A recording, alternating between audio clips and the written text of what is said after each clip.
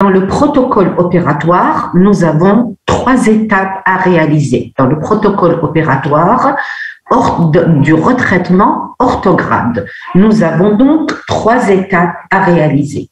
Une étape qui est dite coronaire, qui va concerner bien sûr tout ce qui est au niveau de la couronne, c'est-à-dire la restauration définitive que nous avions auparavant. Une étape coronoradiculaire, celle-là consiste en la désobturation de ce matériau d'obturation avec, s'il y a un ancrage intraradiculaire, et nous avons une étape radiculaire. Pour les 2 premières étapes, c'est-à-dire l'étape coronaire et l'étape coronoradiculaire haute, leur objectif est de dégager totalement la chambre pulpaire en rectifiant, nous allons rectifier la cavité d'accès endodontique afin de pouvoir avoir un accès direct aux orifices canalaires et dans leur totalité. Parce que j'ai dit qu'un échec d'un traitement initial endodontique, la cause pouvait être soit une mauvaise préparation de la cavité d'accès, soit des orifices canalaires qui n'auraient pas été recherchés ou trouvés. Donc, les 2 premières étapes, leur objectif, c'est de rectifier totalement la cavité d'accès pour pouvoir avoir accès à tous les orifices canalaires. Le principe de ces 2 étapes, c'est l'élimination totale des matériaux de reconstitution coronaire. Vous allez enlever tout ce qui est reconstitution coronaire, si elle est toujours là, la reconstitution, c'est-à-dire la restauration à l'amalgame ou au composite, telles que les coiffes prothétiques, les restaurations plastiques foulées, les vis ou les tenons qui nous ont servi d'ancrage, les ciments qui se trouvent à l'intérieur, les restaurations coronoradiculaires coulées. Donc, tout ceci doit être introduit dans les 2 premières étapes, dans l'étape coronaire et coronoradiculaire haute. L'étape radiculaire, elle nous permettra l'accès aux foramen apicaux par l'élimination du contenu canalaire antérieur, c'est-à-dire le matériau d'obturation canalaire. Il comprendra également la désinfection ainsi que la remise en forme des canaux radiculaires en vue de réaliser une obturation canalaire tridimensionnelle hermétique. Donc, nous avons 3 étapes. Une première étape coronaire qui est impliquée dans l'étape coronoradiculaire haute, c'est-à-dire la suppression de la restauration initiale, avec la suppression également d'un ancrage radiculaire. Ceux-là, je pourrais vous dire qu'ils sont un petit peu solidaires puisque l'ancrage intraradiculaire est toujours solidaire de l'obturation définitive. Et ensuite, ceci, en les vidant, en les enlevant, ils nous permettront donc d'avoir accès au canal radiculaire de manière à reprendre le traitement qui ressemblera un peu au traitement initial, à savoir désinfection, mise en forme et obturation tridimensionnelle du réseau canalaire. Est-ce que ça va? Ça va? Là, vous avez bien suivi? Oui, madame. D'accord. Donc, nous allons entamer l'étape coronaire. Dans l'étape coronaire, il s'agit de la dépose, c'est-à-dire de la suppression de la restauration coronaire préexistante. Ou alors, la couronne, la restauration, elle est entière et nous allons procéder à sa suppression.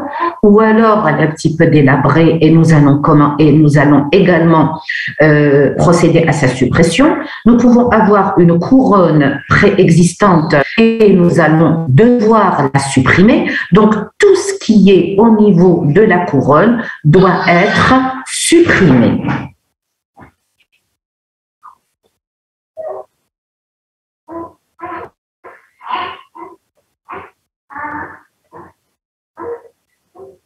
Toute la restauration coronaire préexistante afin d'avoir accès aux ancrages intraradiculaires s'il y en a.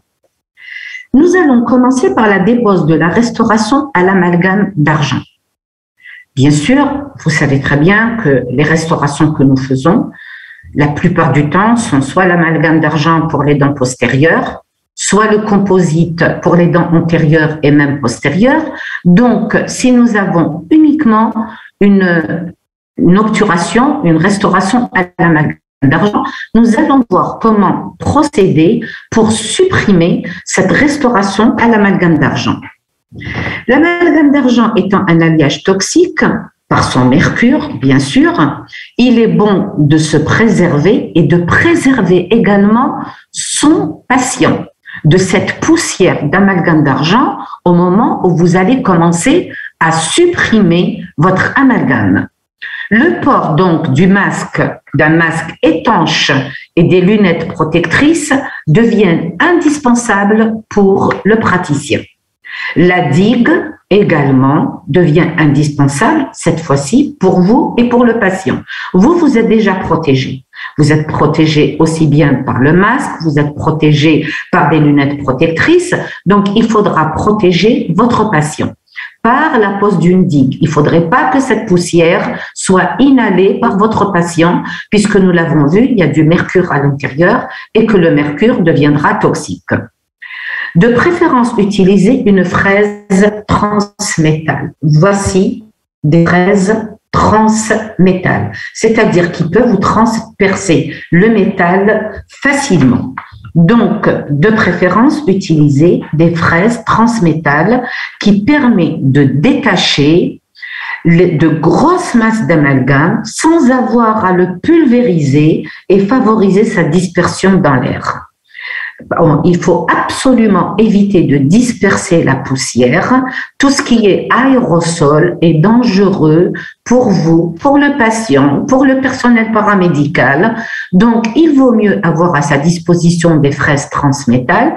Et moi, je vous recommanderais, quand vous faites la désobturation d'un amalgame, si vous n'avez pas ce type de fraise transmétal, vous pouvez prendre une fraise diamantée, fraise boule, fraise fissure fine. Et qu'est-ce que vous faites au lieu d'aller directement dans la masse d'amalgame? C'est aller entre la paroi de votre dent et l'amalgame. Et vous essayez de fraiser entre la dent et l'amalgame, de manière à détacher votre matériau, votre amalgame, de la dent. Et à ce moment-là, vous pouvez le retirer en bloc. Mieux vaut faire ça que d'essayer d'aller directement sur votre amalgame, de fraiser pendant un temps long et d'envoyer de la poussière un petit peu partout. Si vous n'en avez pas sur le visage, vous allez en avoir sur tout le corps et vous allez avoir sur certaines parties de votre corps de cet amalgame et également votre patient. Donc, c'est un petit conseil que je vous donne, c'est de ne pas fraiser directement dans la masse d'amalgame, c'est de fraiser tout autour de votre amalgame afin de pouvoir détacher par la suite en bloc votre amalgame. Là, c'était pour l'amalgame. Ensuite, il faudra déposer s'il y a un composite. Si vous avez fait auparavant où le malade est venu, il s'est fait traiter par un autre praticien et il est venu vous voir parce qu'il a un problème infectieux au niveau du périapex et qu'il faut refaire un retraitement et qu'il y a un composite, le composite pose moins de problèmes que l'amalgame. Une fraise diamantée ou en acier va suffire pour déposer ou supprimer les restaurations au composite. Le composite en lui-même n'est pas toxique, mais la mise en place d'un champ pour l'isolement de la poudre du matériau est indispensable. Mieux vaut inhaler le moins possible des poudres de l'amalgame ou du composite. Je vais vous dire pour quelle raison moi j'ai peur de ces poudres. Le patient peut être porteur d'une pathologie infectieuse, quelle qu'elle soit. Et notamment quand vous commencez à fraiser au niveau de la surface de votre matériau. Cette poudre que vous pouvez inhaler peut vous infecter.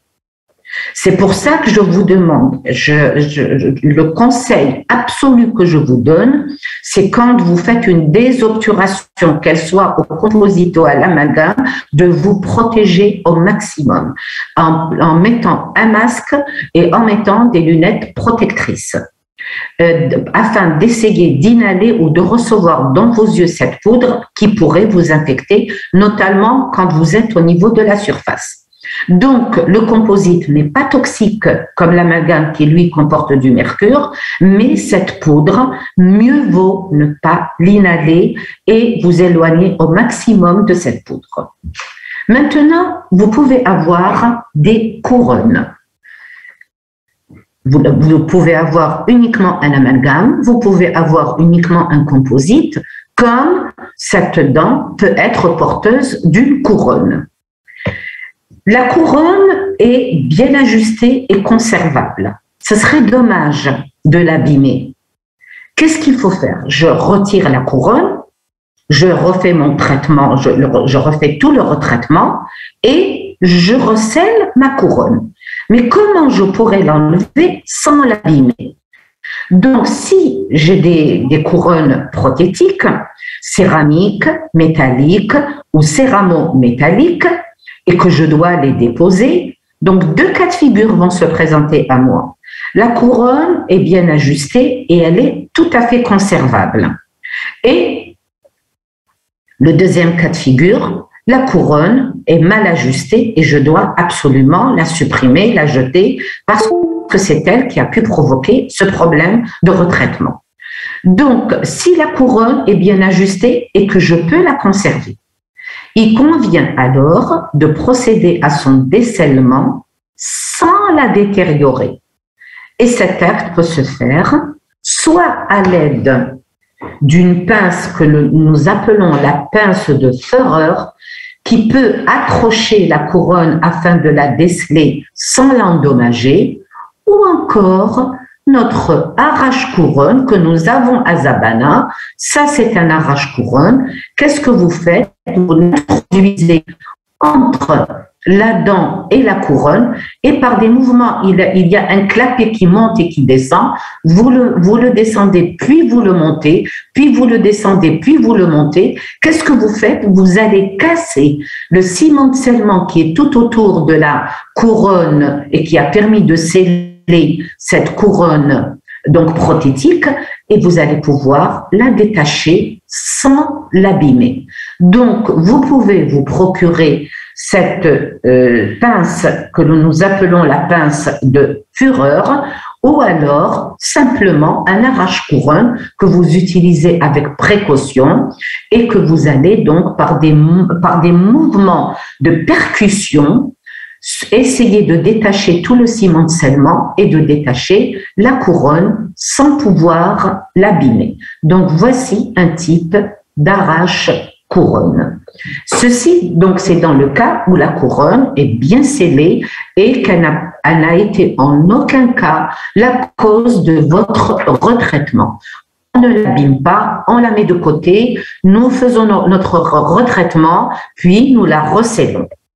Maintenant, vous pouvez avoir une couronne, par exemple, céramo-métallique, qui n'est plus conservable parce que, regardez-la, regardez l'état de la gencive, regardez le vide qu'il y a entre votre couronne et la gencive et la dent, regardez ce qu'elle a provoqué, cette couronne n'est plus conservable.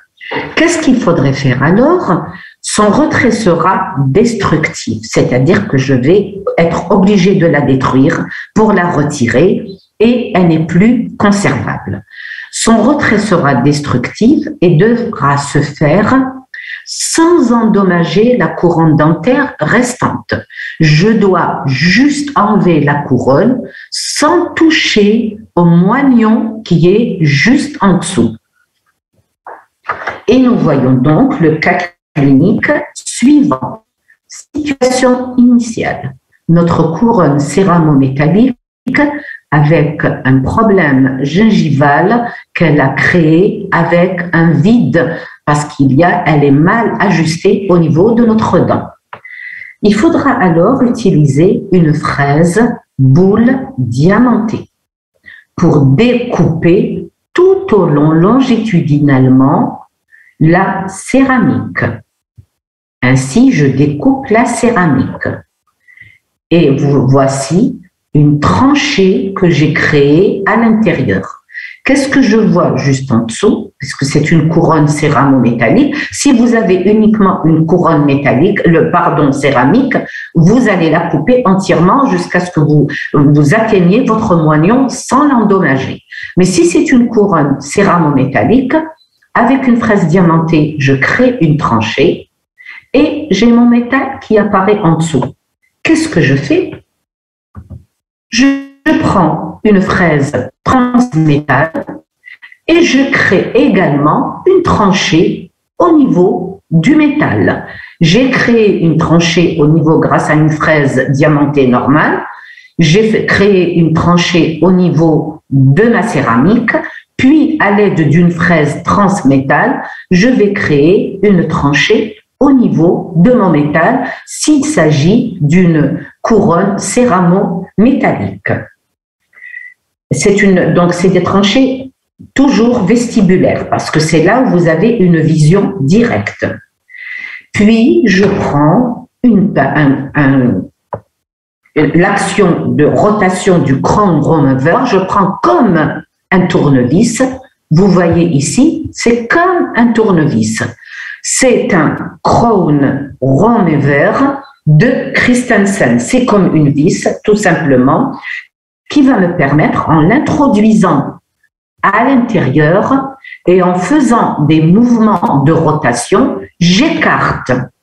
Je vais écarter les branches de ma couronne céramo-métallique et je me retrouve sur mon moignon, le moignon de la dent. Regardez l'état de la gencive dans laquelle je la retrouve parce que la couronne céramo-métallique était mal ajustée et que c'est à cause d'elle que nous sommes peut-être dans l'obligation de refaire notre retraitement.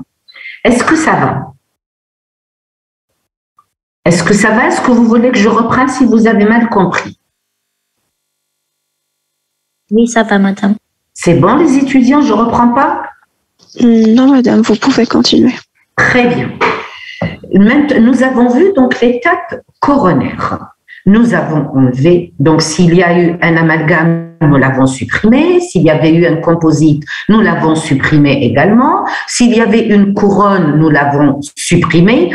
Que la couronne soit conservable, j'essaye de la conserver en la retirant en totalité, en la mettant de côté. Si maintenant parce qu'on provoque ce type de problème, donc je vais essayer de l'ouvrir, de faire des tranchées, une tranchée au niveau de la céramique. Si elle est céramo-métallique, je fais une tranchée au niveau de la couronne céramique, puis une tranchée sur le métal qui est en dessous. J'écarte avec un crown, avec des mouvements de rotation, je supprime, donc j'écarte les branches de ma couronne, je la supprime et je me retrouve sur mon moignon.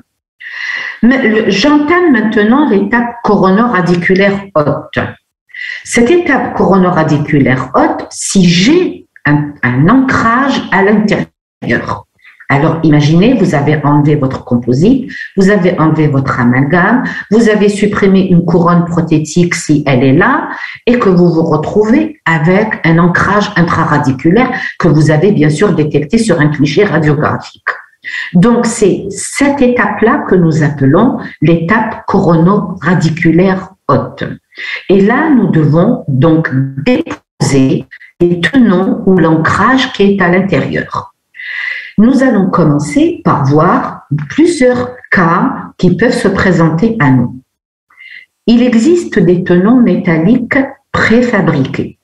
Donc, nous allons voir d'abord la dépose des tenons métalliques préfabriqués. Et vous en connaissez un, probablement que vous l'avez peut-être utilisé, je ne sais pas, l'an dernier pour vos patients, c'est le screw post. Je suppose que vous savez ce que veut dire un screw post et que vous l'avez déjà vu. Ça fait partie des tenons métalliques préfabriqués. Il existe également des tenons métalliques lisse. Le screw-post est à pas de vis, c'est comme si c'était une vis. Mais il existe également des tenons qui sont lisses. Donc, nous allons voir comment nous pouvons supprimer ces tenons métalliques que nous pouvons retrouver à l'intérieur, qu'ils soient lisses ou à pas de vis, tels que les screw-posts. Le tenon est alors intégré, vous allez le retrouver intégré au niveau de la chambre pupaire, tel que l'amalgame, le ciment vérionomère ou du composite. Qu'est-ce que vous allez faire? Dans le cas où vous avez un tenon lisse, l'utilisation des ultrasons est alors conseillée. Elle va vous aider énormément. L'utilisation donc des ultrasons permet de mobiliser le tenon.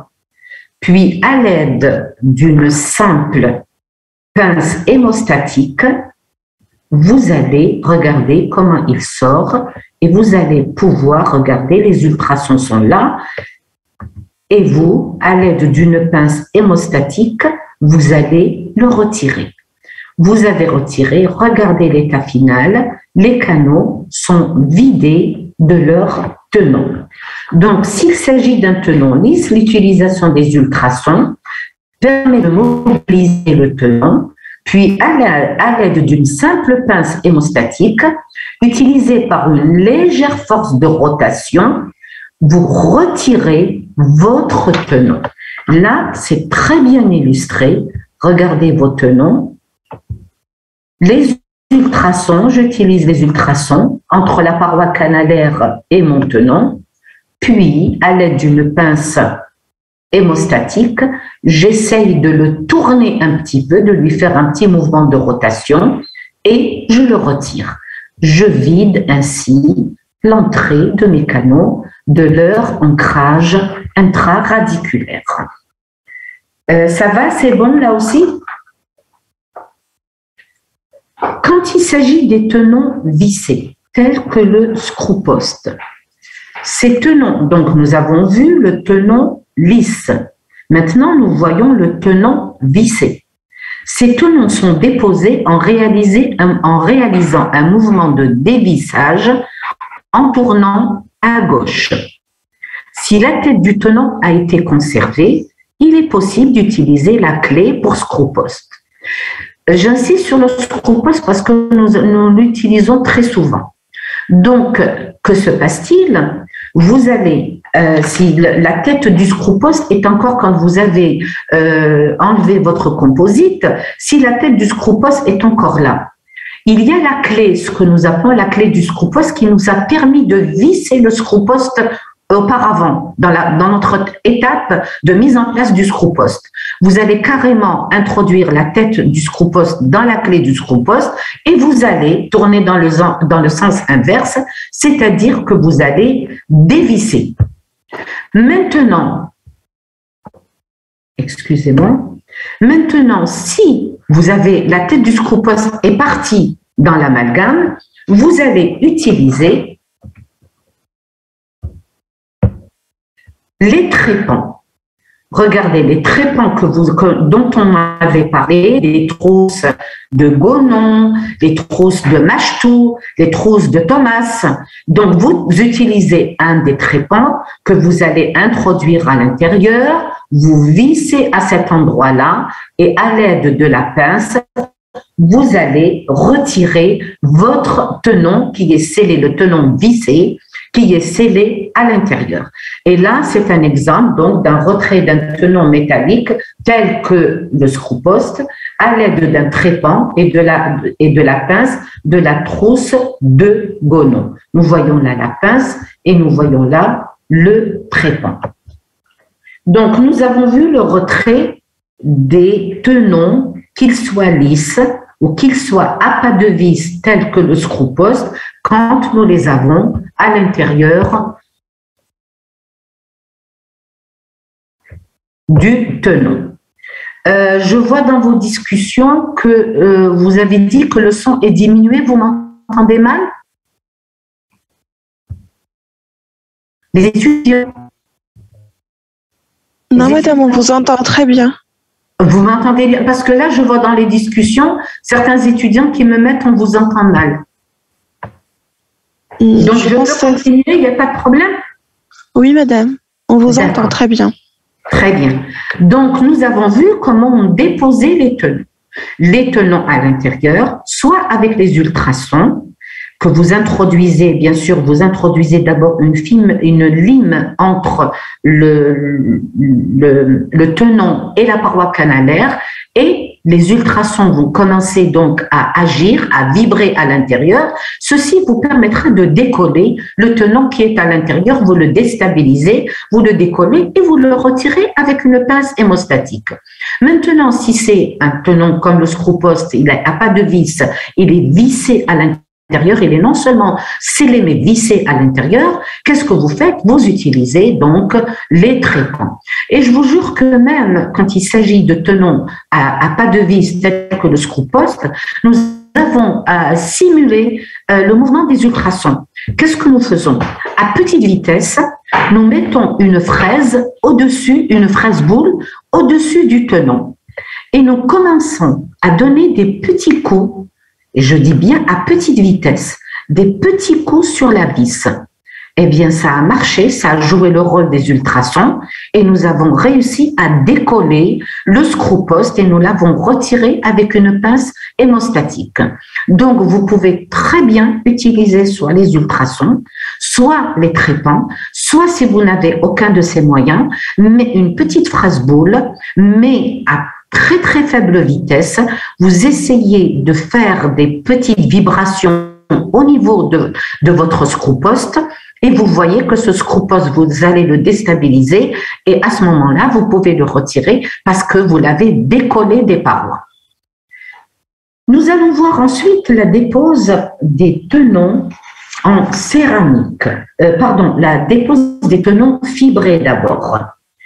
Les tenons fibrés, qui sont constitués d'une matrice résineuse, de fibres et d'une interface de liaison, sont soit en fibre de verre, en quartz ou en carbone.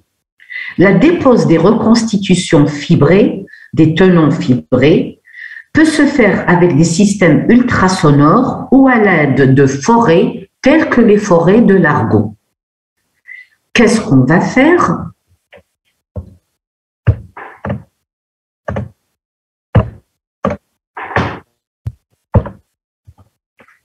Voilà. Alors, pour retirer, si vous avez par exemple un tenon fibré à l'intérieur, j'ai dit que les tenons fibrés étaient en verre, c'est d'où là pratiquement sa confusion avec la dent et avec le composite. Regardez-le où il est. Regardez où il est le tenon fibré et là, nous avons le reste de notre obturation endodontique. Il est soit en verre, soit en carbone, soit donc en quartz. Dans un premier temps, vous pouvez le supprimer soit avec les ultrasons, soit avec les forêts tels les pointeurs de Largo. Dans un premier temps, l'ensemble du composite et du tenon fibré situé dans la portion coronaire est déposé avec une fraise boule diamantée et montée sur contre-angle rouge. Vous allez donc, qu'est-ce que vous allez faire?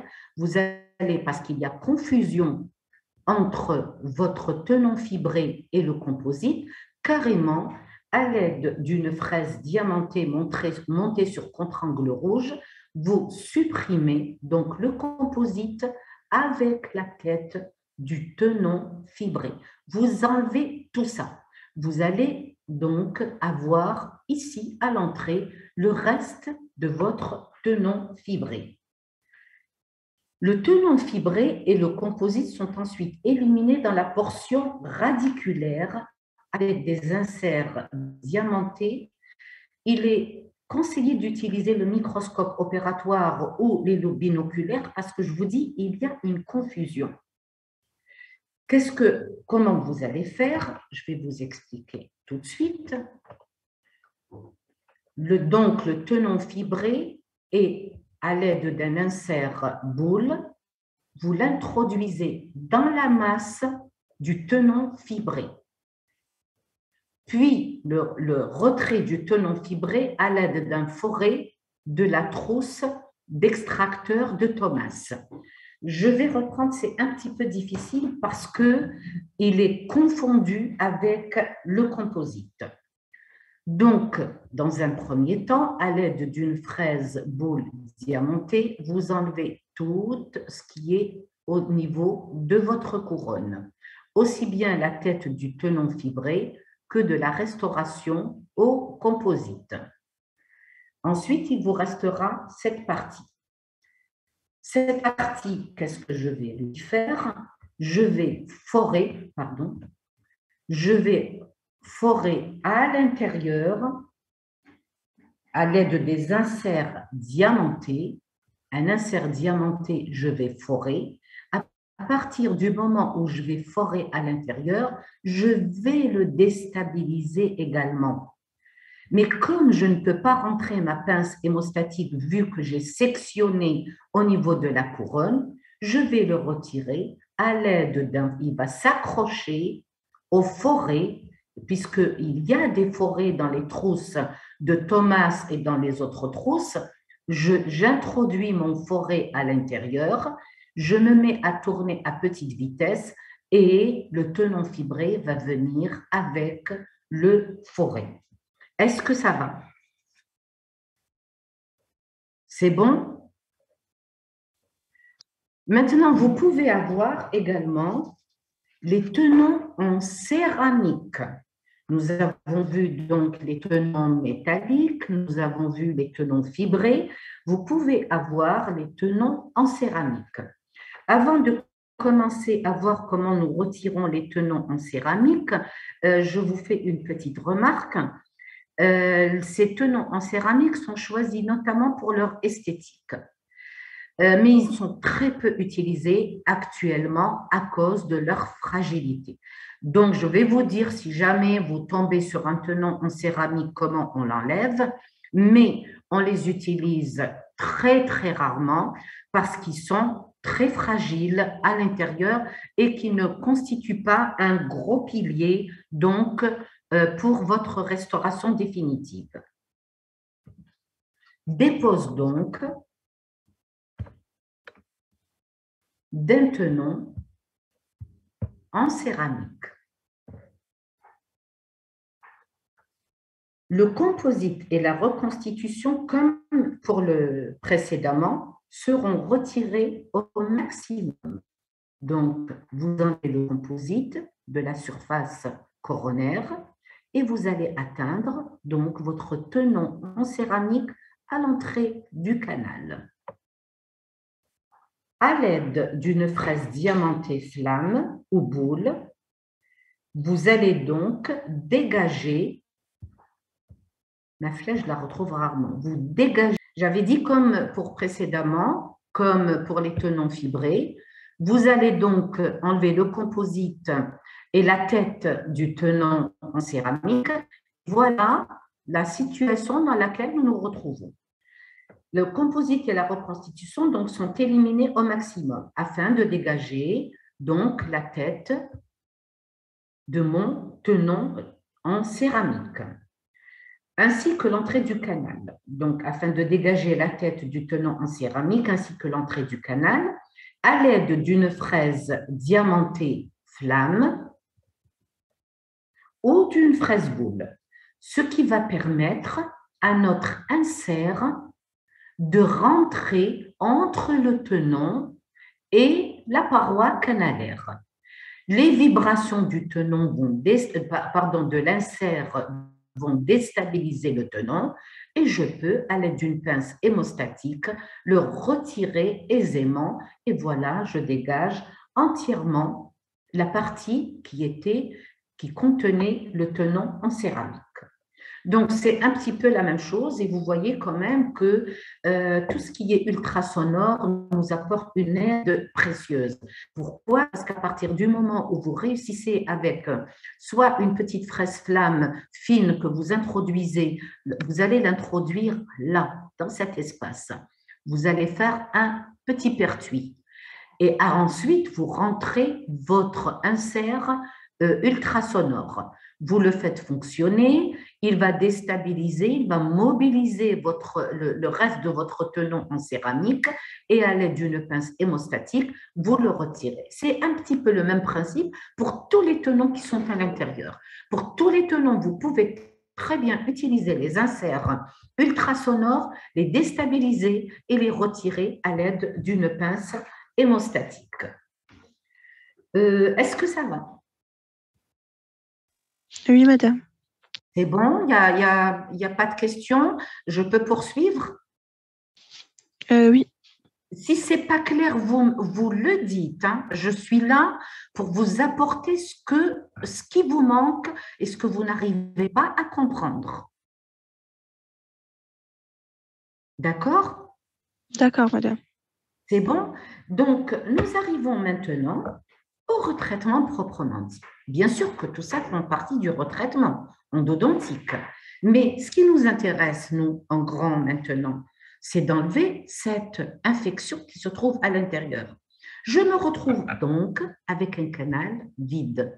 À partir du moment où je me retrouve dans un canal vide, bon, où vous l'avez ce canal vide dès le départ, c'est-à-dire qu'il n'y a pas eu d'ancrage intraradiculaire. Ou ce canal vide, vous l'avez eu après avoir enlevé les ancrages radiculaires.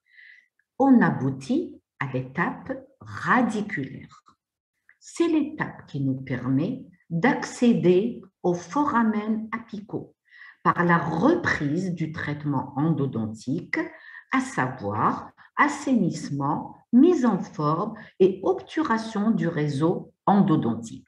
Donc, notre but à nous avons fait toutes ces étapes que nous pouvons, elles font partie du retraitement, mais moi je les appellerais bien étapes préliminaires, pour avoir un canal vide et pouvoir reprendre mon traitement endodontique.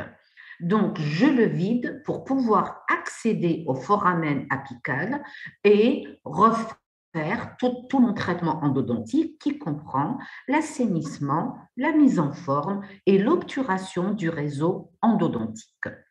Cette étape comprend le réaménagement de la cavité d'accès et la recherche des orifices canalaires. La cavité d'accès est nettoyée de tous les restes du ciment ou du matériau de reconstitution. Donc, je dois enlever tout ce qui encombre le canal. C'est ça mon objectif. À l'aide d'une fraise boule à col long, montée sur contre-angle, je vais nettoyer la cavité d'accès en polissant les angles et les parois. Donc, à l'aide d'une fraise à col long, montée sur contre-angle, ou la fraise endozède qui est utilisée pour tailler les parois d'une cavité d'accès, je vais nettoyer la cavité d'accès tout en polissant les angles et les parois. Je dois avoir une cavité d'accès correctement taillée. L'obtention des parois régulières et lisses. Pourquoi je fais tout ça? Parce que ça va me faciliter la recherche de l'entrée canalaire ainsi que le nettoyage de la cavité d'accès.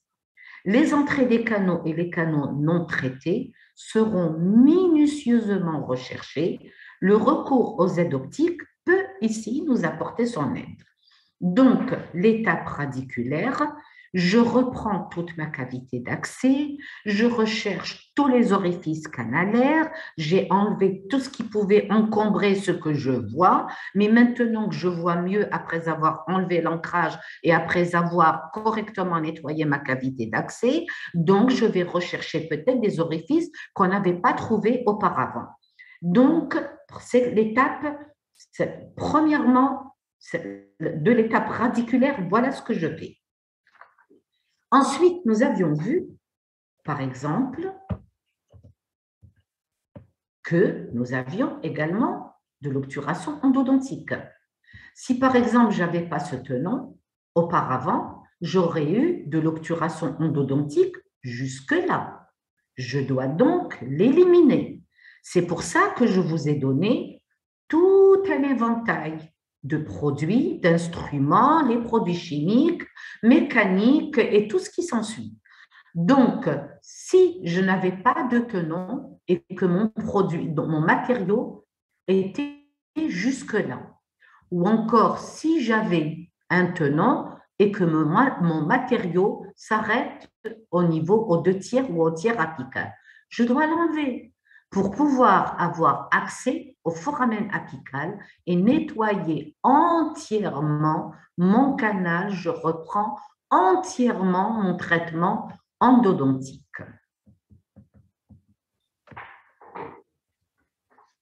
Donc, la désobturation du contenu canalaire. La désobturation est basée sur l'utilisation combinée de moyens chimiques qui sont les solvants. On a déjà donné ça dans la première partie du cours. Vous devez vider entièrement votre canal. Tout dépend de ce qu'il y a à l'intérieur. Vous pouvez utiliser les produits chimiques, vous pouvez utiliser les instruments mécaniques. Donc, tous les moyens sont bons pour vider entièrement mon canal. Donc, c'est l'étape de la désobturation du contenu canalaire. La désobturation est basée sur l'utilisation combinée de moyens chimiques, qui sont les solvants, et les moyens mécaniques, car les matériaux intracanalaires peuvent être des pâtes, des ciments ou des matériaux semi-solides tels que la gutta-perca, ou même des matériaux solides tels que les cônes d'argent. Ou encore, vous pouvez tomber sur des instruments fracturés. Un instrument fracturé qui a été laissé à l'intérieur peut également être une des origines d'une étiologie du retraitement endodontique. Actuellement, il est beaucoup plus fréquent de retrouver comme obturation canalaire une association d'un matériau semi-solide qui est la gutta-perca et d'un ciment de scellement. Donc, je reprends un petit peu, parce que j'ai été un petit peu rapide. Je vais me retrouver, si j'avais un ancrage intracanalaire, je l'ai supprimé. La restauration coronaire, je l'ai supprimé. Et bien sûr, quelle que soit la situation, je vais me retrouver en face d'un matériau d'obturation canalaire que je dois absolument éliminer. Et pour cela, je dois combiner aussi bien les solutions chimiques dissolvantes que les instruments mécaniques pour pouvoir aboutir à la désobturation totale de mon canal.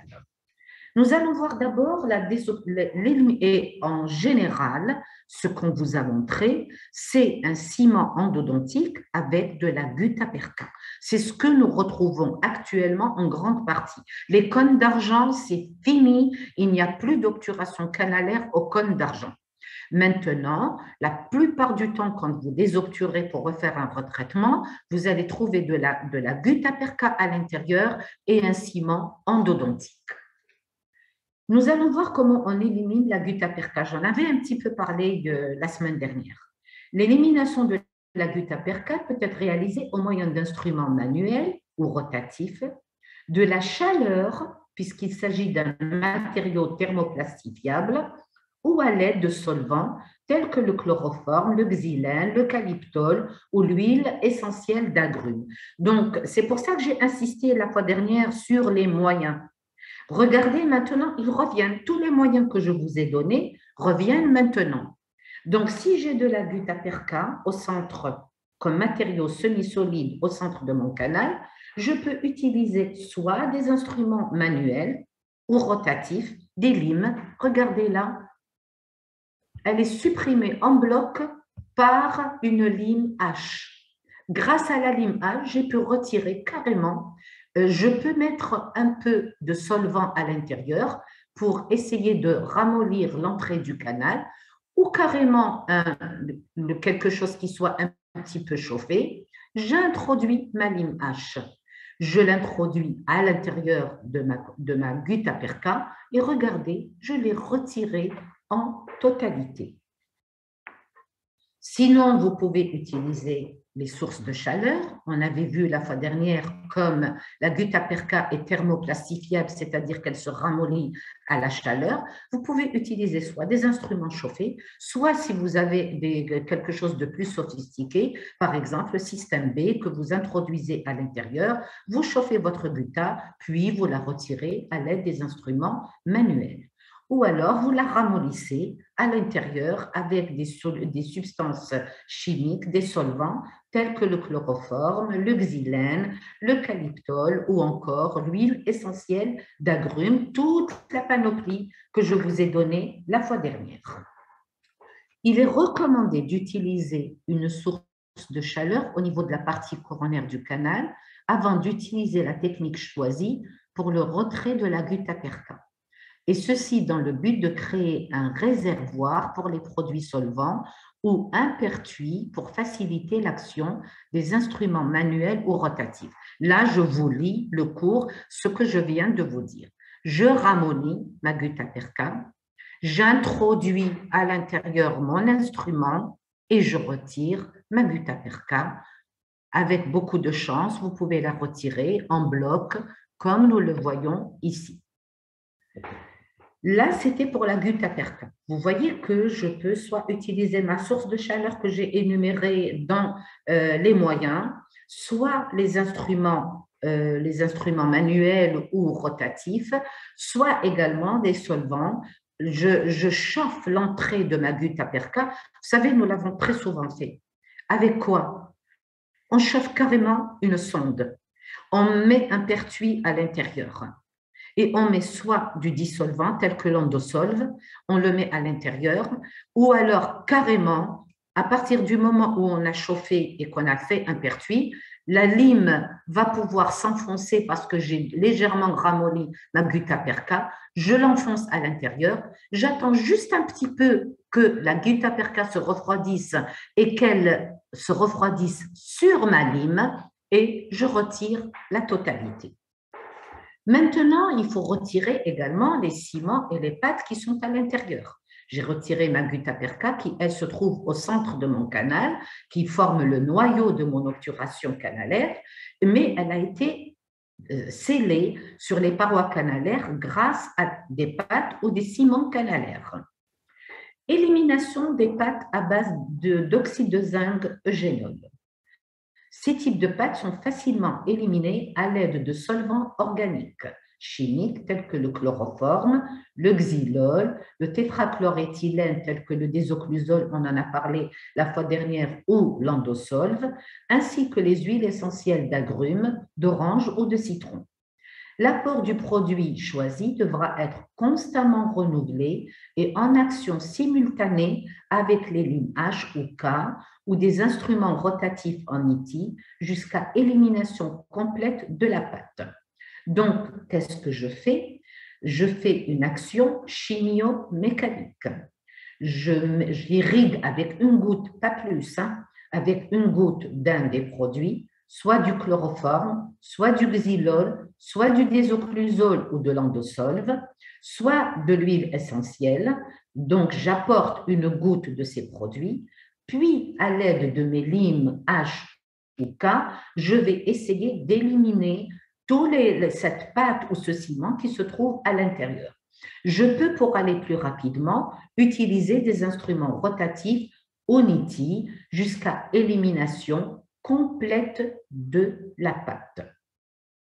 Ça, c'est si j'ai comme ciment endodontique des pâtes à base d'oxyde de zinc eugénol. Et c'est ce que nous avons, nous, à Zabana, c'est ce que vous allez avoir. L'oxyde de zinc eugénol plus la masse centrale qui sera de la gutta-perca. Si maintenant, mon ciment endodontique a été à base d'hydroxyde de calcium, ces pâtes étant thermosensibles, la simple utilisation d'un instrument manuel ou rotatif permet de les éliminer. Donc, la friction va générer de la chaleur et contre les parois, vous allez pouvoir les éliminer. En général, les ciments à l'hydroxyde de calcium ne posent pas problème. Vous allez avec soit les instruments NITI rotatifs, la friction Il y a un avion qui passe, donc je m'arrête.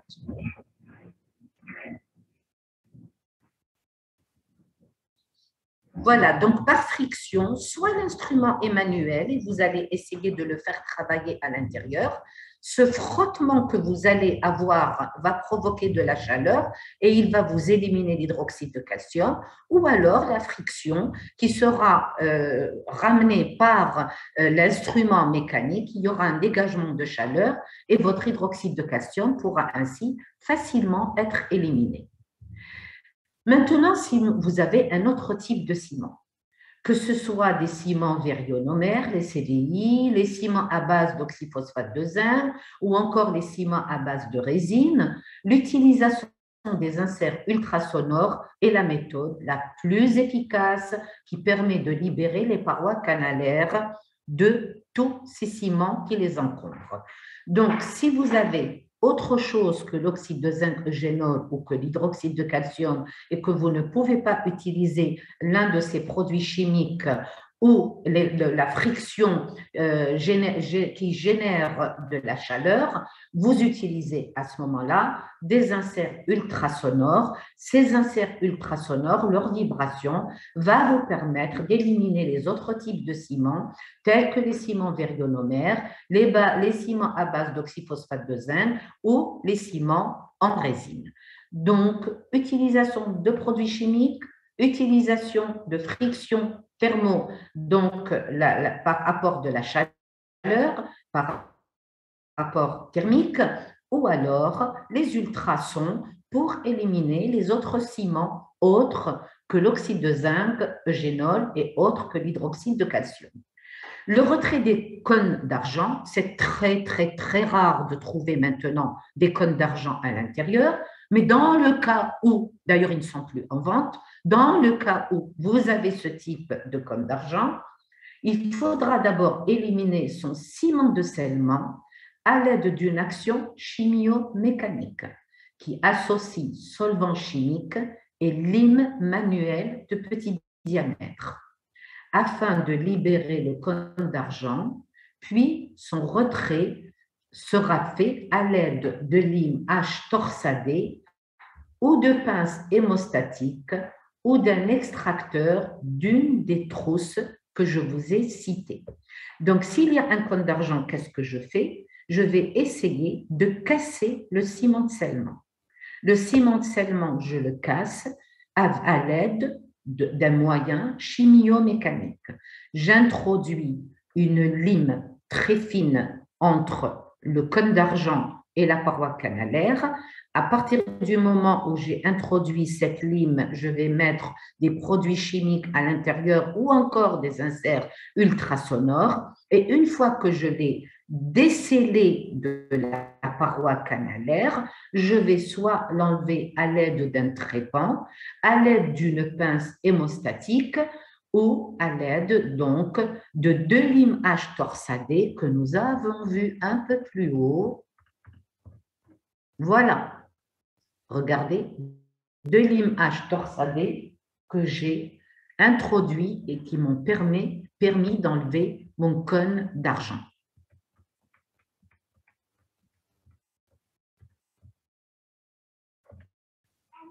Est-ce que ça va? C'est compris jusqu'à présent? Oui, madame.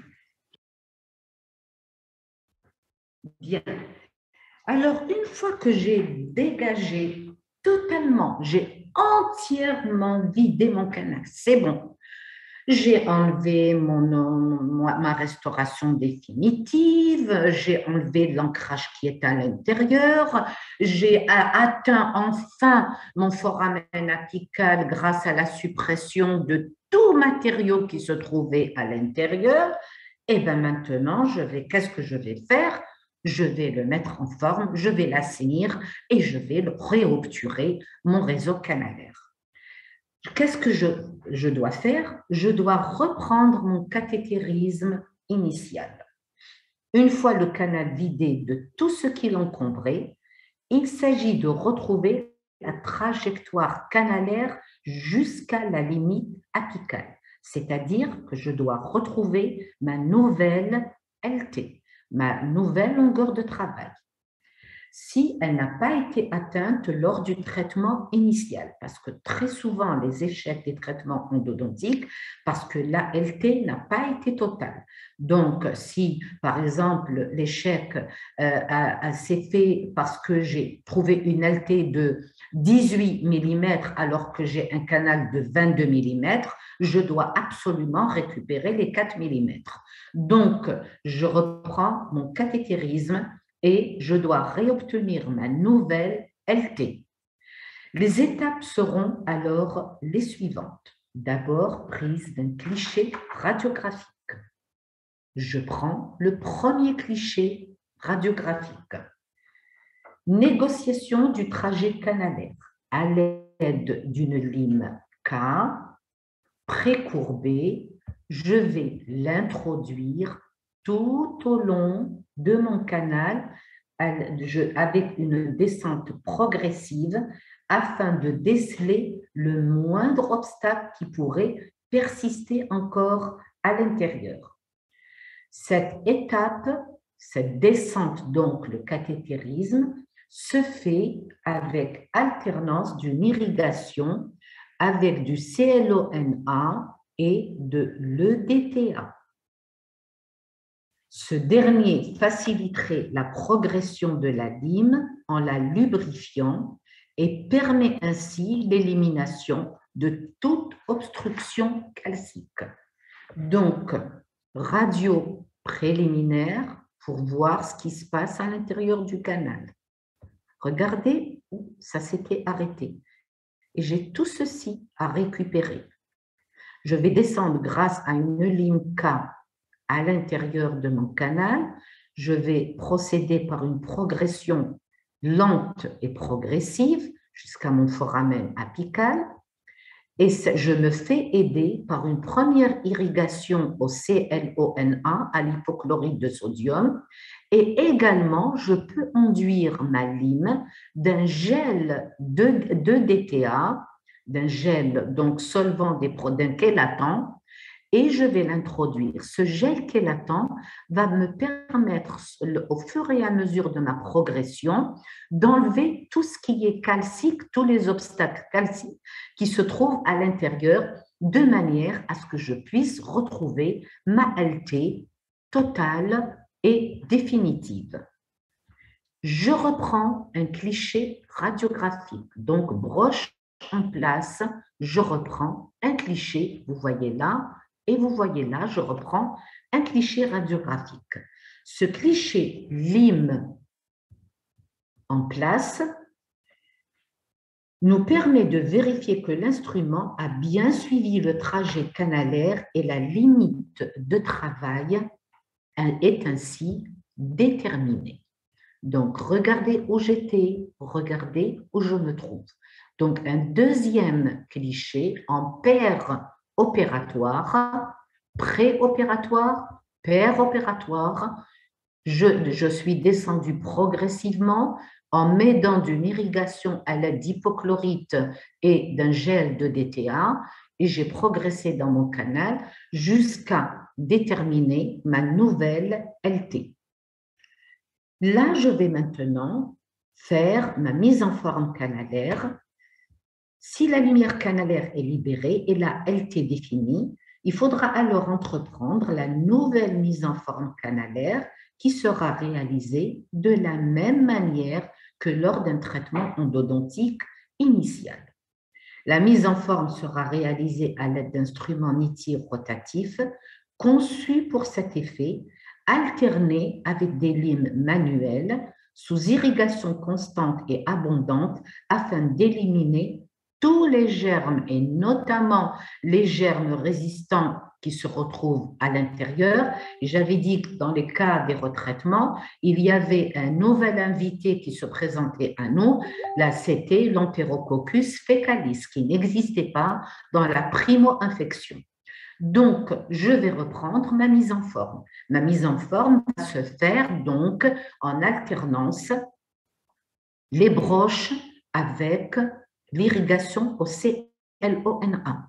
Je dois donc remettre en forme mon canal. Si vous avez les moyens de le faire avec les instruments rotatifs en ITI, je vous avais dit la fois dernière que les fabricants maintenant proposent dans les séquences instrumentales des limes dédiées au retraitement endodontique. Si vous les avez donc, vous avez utilisé ces limes NITI rotatifs pour le retraitement. Si vous ne les avez pas, vous allez utiliser des limes manuelles de gros calibre, bien sûr, parce que vous avez déjà fait, enfin, la mise en forme a déjà été faite soit par vous, soit par quelqu'un d'autre, par les premières limes K et H.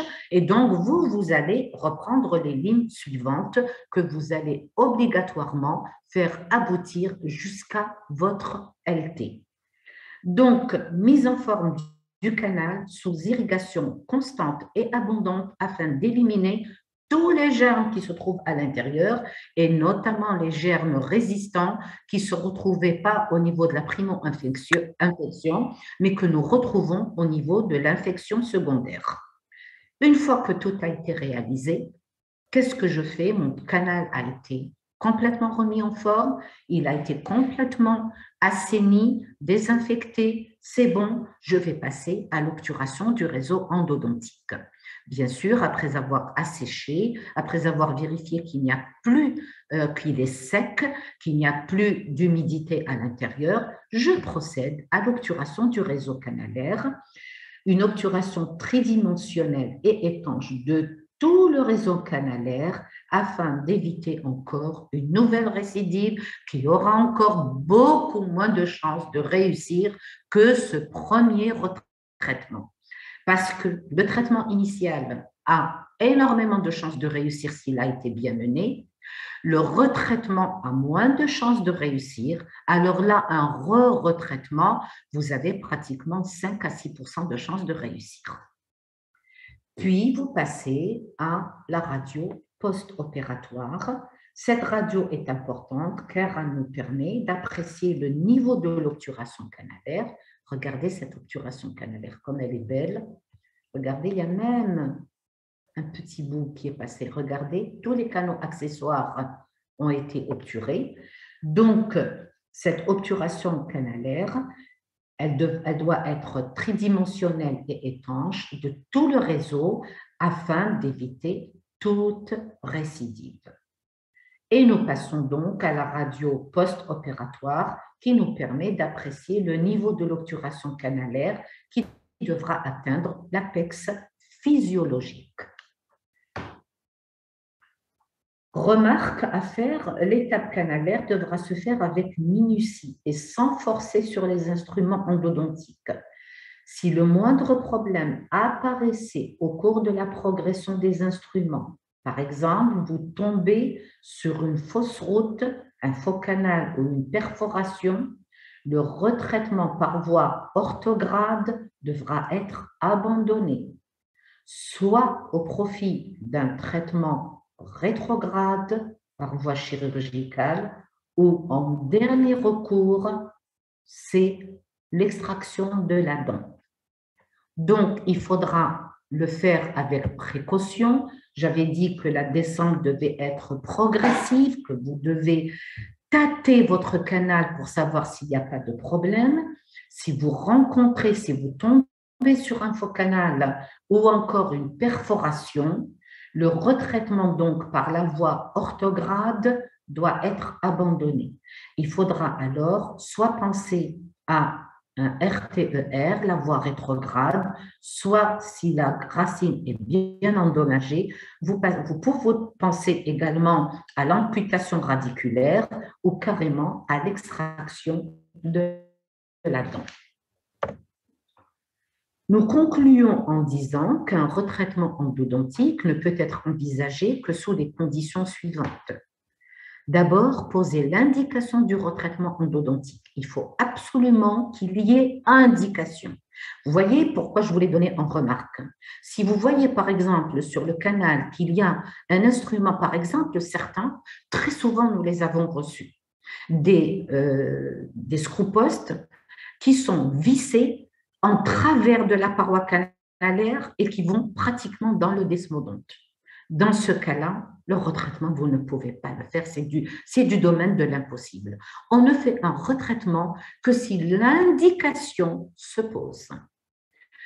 Démonter les éléments coronoradiculaires sans risque. Il faudrait, au moment où vous démontez les éléments coronoradiculaires, par exemple les tenons fibrés, les scroupos, les tenons lisses, si dans le cas où vous rencontrez les cônes d'argent, les tenons en céramique, il faudrait que ça se fasse sans risque, parce qu'à partir du moment où vous les démontez et que vous fracturez la racine, c'est terminé, vous ne pouvez pas continuer votre retraitement.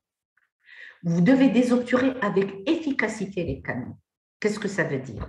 Vous devez éliminer tout ce qui est dans le canal avant de reprendre votre retraitement. Vous devez tout enlever de votre canal parce que si vous laissez quelques matériaux à l'intérieur qui contenaient des bactéries ou si vous laissez quoi que ce soit, votre retraitement est voué à l'échec. Il faudra négocier les obstacles, tels que les instruments fracturés, les ciments insolubles et les butées, et retrouver la perméabilité canalaire. Je peux vous dire que les instruments qui sont fracturés à l'intérieur, les instruments ultrasonores en feront leur affaire. Vous introduisez une lime entre l'instrument fracturé et la paroi, l'instrument ultrasonore et l'instrument est expulsé tout seul. Vous n'avez même pas besoin d'introduire un trépan ou vous n'aurez besoin que de la pince hémostatique. Il faudra traiter et obturer les perforations s'il y en a, si vous pouvez, parce que là, il faudrait vraiment la main d'un professionnel pour pouvoir le faire. Si vous ne pouvez pas le faire, c'est le traitement rétrograde ou l'extraction et évaluer le pronostic et le taux de succès de l'endodontie. Ceci se fait tout à fait au début. On avait parlé de l'évaluation radiologique, de l'évaluation clinique. Toutes ces évaluations, vous les faites au début. Si à ce moment-là, vous vous dites « je peux démarrer mon retraitement », vous démarrez votre retraitement. Est-ce que ça va? Parce que le cours est terminé.